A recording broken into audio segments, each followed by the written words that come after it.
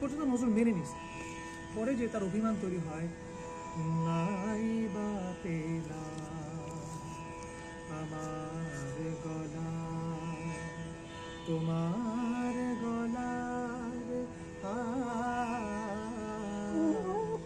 তোমায় আমি করব সৃজন, তোমায় আমি করব সৃজন, হে মোর অহংকার, নাই বা পেলাম, এই যে অভিমান, নাই বা পেলাম আমার গলা।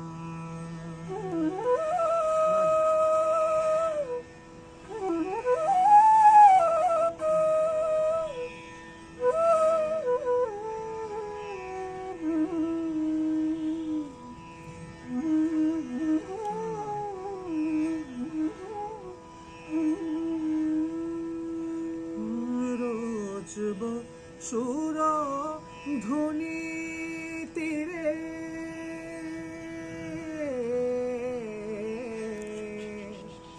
আ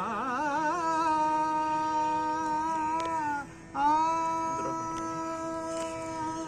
রোজব সুর ধ্বনি তীরে, আমার সুরের পূর্ব শিরে রোজব সুর ধ্বনি তীরে। এখানে আমি যখন কারণে না পাইলাম, তারপর তার অভিমান থাকলো, এরপর আমি কি করি, নজরুল এখানে সুরধ্বনি বলতে বোঝায় স্বর্গ বা জান্নাতের যে নহরটাকে আমরা বলি, এটাকে সুরধ্বনি বলা হয়।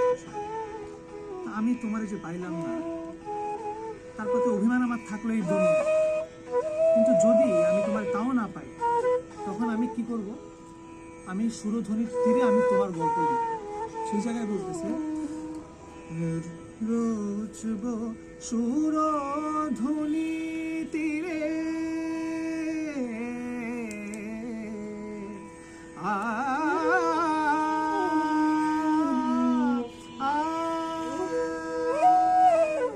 রোজব সুর ধ্বনি তীরে, আমার সুরের পূর্ব শিরে রোজব সুর ধ্বনি তীরে,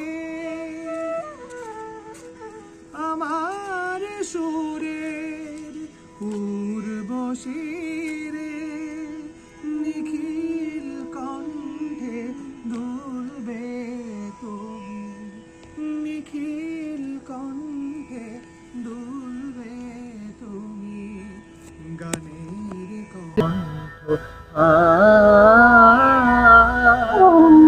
এবার অভিযোগ, কবির প্রিয়া শ্রুমতি, কবির প্রিয়া শ্রুমতি, গভীর বেদনা নাই বা আমার গলা, তোমার গলা,